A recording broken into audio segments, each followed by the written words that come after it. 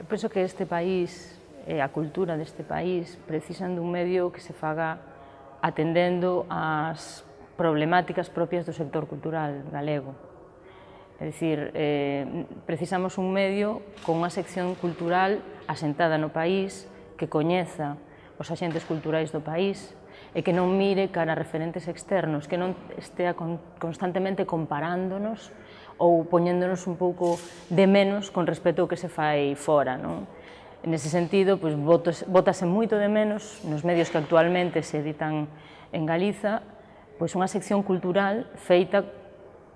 cos pés dende os distintos sectores da cultura galega, por xornalistas que coñezan e amen a cultura galega, que asistan e fagan críticas das representacións teatrais, que coñezan, que escoiten a música que se fai en Galiza e escriban críticas sobre os discos publicados en Galiza, que asistan aos concertos e que nos dean a coñecer esas alternativas de tempo libre e de ocio cultural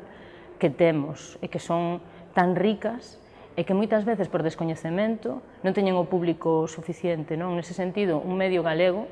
feito dende Galiza pode contribuir tamén á xeración tan necesaria de públicos para a cultura galega. Eu,